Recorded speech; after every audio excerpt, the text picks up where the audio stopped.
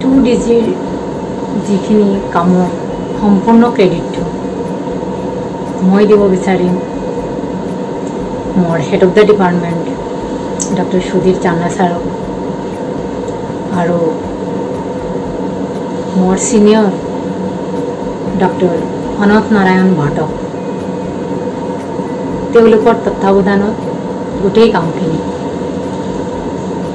Complete হৈছে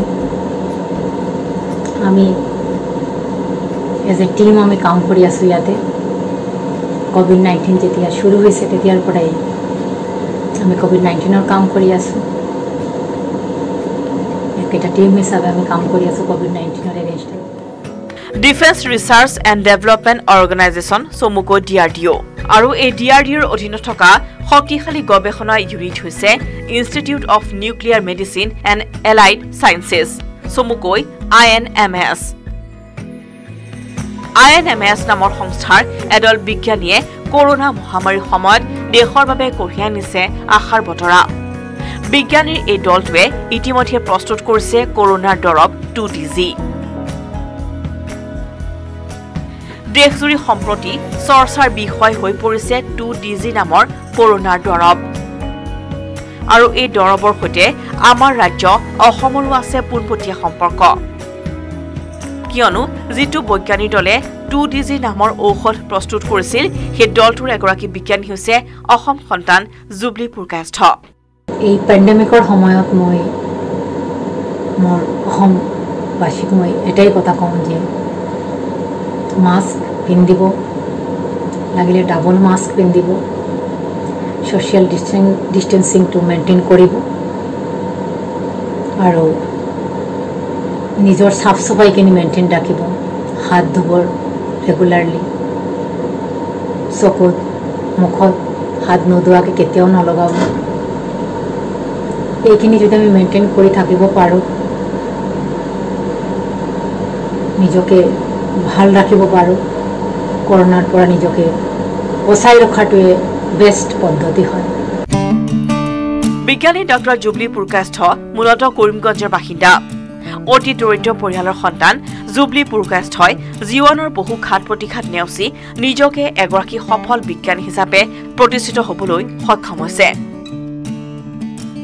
জুবলিৰ সাফল্যক লৈ গৰ্বিত জন্মগাঁও মহিষাসন वो सिर्फ हमारे लिए प्राउड की बात नहीं है पूरे देश के लिए प्राउड की बात है और हमारे पापा लोग कहते थे कि वो she was a brilliant great student और ये पातू महिषासुर स्कूल से पढ़ाई करके मैट्रिक पास आउट हुआ था तो 1993 हम पैदा भी नहीं हुए थे लेकिन वो बहुत बढ़िया स्टूडेंट थे और पढ़ाई के लिए इन्होंने ये घर भी था उन लोग का तो ये घर भी सेल कर दिया था उन लोगों ने पढ़ाई के लिए और पीछे अभी उन लोग का घर है वहाँ से महिषासुर कैंप की बाजू में और अभी भी महिषासुर के लिए बहुत कुछ करती है रिसेंटली उन्होंने हमारे काली मंदिर में कुछ डोनेशन दिया नियर बाई 1 लाख रुपीज़ का एक डोनेशन दिया उन्होंने कि मंदिर का ऊपर नहीं था तो हमारे अंकल है ये उन्होंने उनसे कांटेक्ट किया था कि दी कुछ करिए हमारे काली मंदिर के लिए तो उन्होंने 1 लाख रुपया नियर बाई 1 लाख उन्होंने एक डोनेशन दिया मंदिर के लिए और उन्होंने कहा कि मतलब बनाइए और भी कुछ चाहिए तो हम देंगे मतलब बहुत लगाव है हमारे गांव के लिए बहुत कुछ करते हैं मतलब उनका इतने बड़े पद पे चला गया लेकिन उनका जो मतलब बिल्कुल गरिमा नहीं है एटीट्यूड बहुत बढ़िया है सब लोगों के साथ में मतलब बहुत बढ़िया से पेश आते वो बहुत बढ़िया लोग हैं बहुत बड़ी बात है हमारे लिए क्या मतलब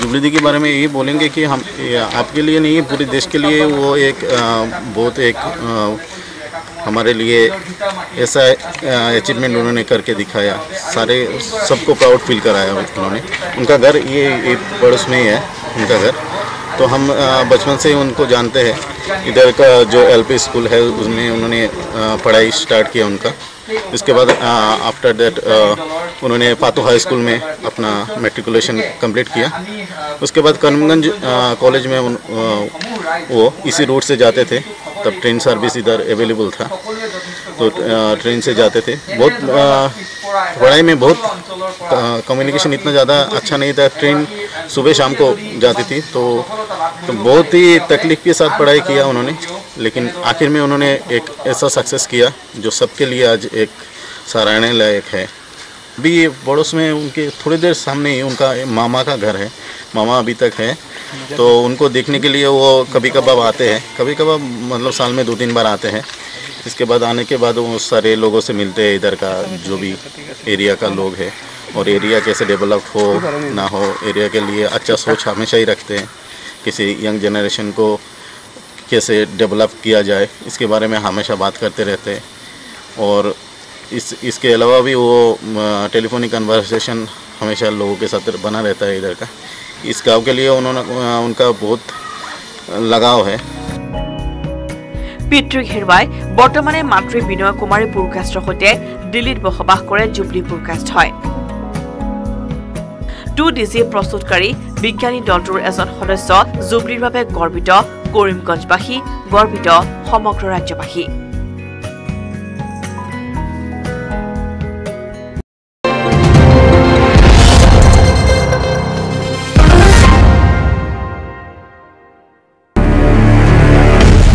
দেশত কোভিড-19 দ্বিতীয়টো সংক্ৰমণৰ ঢৌত বহুজনে প্ৰাণ হেৰুৱাইছে। বহু লোক আক্ৰান্ত হৈছে মহামাৰী কৰোনাত। কোভিডৰ পৰা ৰাইজক সুৰক্ষা দিবলৈ চৰকাৰে 10জনতকৈ অধিক লোক আক্ৰান্ত হোৱা এলেকাসমূহক কণ্টেইনমেণ্ট জোন হিচাপে চিহ্নিত কৰিছে। সেই এলেকাত প্ৰৱেশ প্ৰস্থানত জাৰি কৰিছে সম্পূৰ্ণ নিষেধাজ্ঞা। কিন্তু শেহতীয়াকৈ কণ্টেইনমেণ্ট জোনসমূহত থকা লোকসকলে খাদ্য সামগ্ৰীকে ধৰি অন্যান্য প্ৰয়োজনীয় সামগ্ৰী আদিক লৈ সন্মুখীন হৈছে তীব্ৰ সমস্যাৰ। হোজাই জিলাৰ কাকিত কণ্টেইনমেণ্ট জোন হিচাপে ঘোষিত এটি অঞ্চলত এইসকল লোকক সকাহ দিবলৈ স্থানীয় সাংবাদিকসকলে ৩৫টা কোভিড আক্ৰান্ত পৰিয়ালক যোগান ধৰিছে খাদ্য সামগ্ৰী। পৰিচয় দিছে মহানুভৱতাৰ।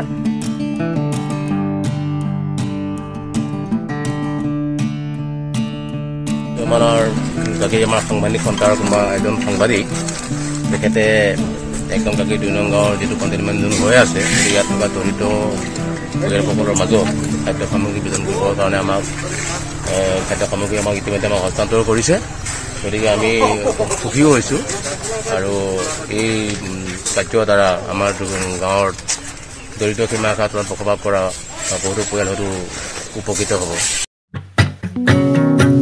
আক্ৰান্তসকলক কিছু সকাহ দিবলৈ এই ধৰণে বিভিন্নজনে নিজাববীয়াকৈ প্ৰচেষ্টা হাতত লোৱা পৰিলক্ষিত হৈছে।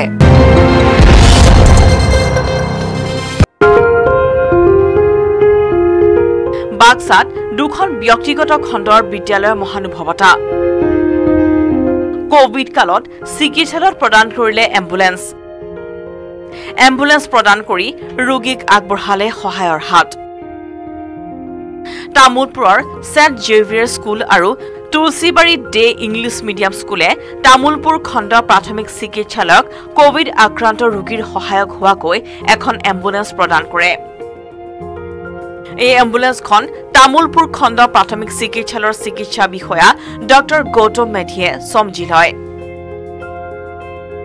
এম্বুলেন্স প্ৰদান অনুষ্ঠানত তামুলপুৰস্থিত সেন্ট জেভিয়াৰ স্কুল আৰু তুলসীবাৰী ডে ইংলিছ মিডিয়াম স্কুলৰ ফাদাৰ ক্ৰমে জেভিয়াৰ আৰু মেবিতা উপস্থিত থাকে। তামুলপুৰ খণ্ড প্ৰাথমিক চিকিৎসালয়ৰ খণ্ড আঁচনি প্ৰবন্ধক কিশোৰ শৰ্মা, গাণনিক বিষয়া শিৱপ্ৰসাদ শৰ্মা আৰু ব্লক ডাটা মেনেজাৰ ললিত সুবেদী সহ কৰ্মচাৰীসকল উপস্থিত থাকে। আমি এতিয়া গম পাইছোঁ ইয়াতে অসমতে প্ৰত্যেকেই বাক্সা ডিষ্ট্ৰিক্টতে বেছি কোভিড পেচেণ্টছ আছে বুলি আমি শুনিলোঁ। ইয়াৰ কাৰণে আমি আমাৰ ছাইডৰ পৰা আমি সহায় কৰিব বিচাৰোঁ। এইটোৱে এম্বুলেন্স ইয়াতে শ্বৰ্টেজ আছে বুলি শুনিলোঁ, ইয়াৰ কাৰণে এম্বুলেন্স দিব বিচাৰিছোঁ। আমাৰ ছাইডৰ পৰা আমাৰ ট্ৰিনিটেৰিয়ান ফাদাৰবিলাক আৰু তুলসীবাৰী জামাত স্কুলৰ ছাইডৰ পৰা আমি যি কৰিব পাৰে আমি কৰিব বিচাৰোঁ আৰু আমাৰ সহায় সদায় এই মানুহবিলাকৰ লগতে আমি সদায় এই দুখীবিলাকৰ লগতে আমি সদায় থাকিম।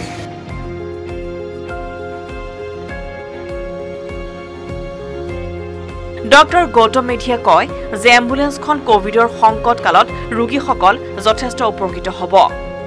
আনহাতে স্কুল কৰ্তৃপক্ষই জানিবলৈ দিয়া মতে কোভিড মহামাৰীৰ সংকটপূৰ্ণ সময়ত আমি ৰাইজক কিবা এটা সহায়ৰ হাত আগবঢ়াবলৈ থিৰাং কৰি আজি আমাৰ তৰফৰ পৰা এখন এম্বুলেন্স কোভিড ৰোগীৰ উপকাৰ হোৱাকৈ প্ৰদান কৰিছোঁ।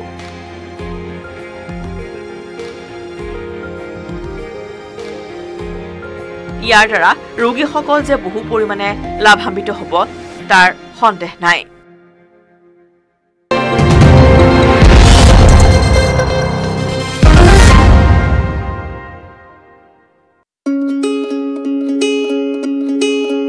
ডিব্ৰুগড়ৰ অসম চিকিৎসা মহাবিদ্যালয়ত কৰোনাত আক্ৰান্ত এগৰাকী মহিলাই জন্ম দিলে দুটি যমজ সন্তান। বৰ্তমান দুইটি সন্তান সুস্থ অৱস্থাত থকাৰ লগতে কোভিড পৰীক্ষা অনুসৰি নিগেটিভ। ডিব্ৰুগড়ৰ মৰাণৰ মহিলা তথা প্ৰসূতিগৰাকী কোভিড-19ত আক্ৰান্ত আছিল। মহিলাগৰাকীক অসম চিকিৎসা মহাবিদ্যালয়ত 19 মেৰ মাজনিশা ভৰ্তি কৰোৱা হৈছিল। 20 মেত প্ৰসূতি আৰু স্ত্ৰীৰোগ বিভাগৰ মুৰব্বী চিকিৎসক ডাঃ ৰমেশ সোণোৱালৰ নেতৃত্বত মহিলাগৰাকীৰ সুকলমে অস্ত্ৰোপচাৰ সম্পন্ন হয়। এগৰাকী ব্যক্তিগত চিকিৎসকৰ অধীনত চিকিৎসা কৰোৱাই আছিল যদিও জৰুৰী অস্ত্ৰোপচাৰৰ বাবে অসম মেডিকেল কলেজ হাস্পতালত ভৰ্তি হয়। এগৰাকী কোভিড আক্ৰান্ত প্ৰসূতি তেখেতে একচুৱেলি তেখেতে এখন ব্যক্তিগত হস্পিটেলত তেখেতে ইনফাৰ্টিলিটিৰ কাৰণে চিকিৎসা লৈ আছিল, যাৰ ফলত ফলোয়িং এছিষ্টেড ৰিপ্ৰডাক্টিভ টেকনিক যিটো আমি IVF বুলি কওঁ, IVFৰ ফলত তেখেতৰ প্ৰেগনেঞ্চি হৈছিল।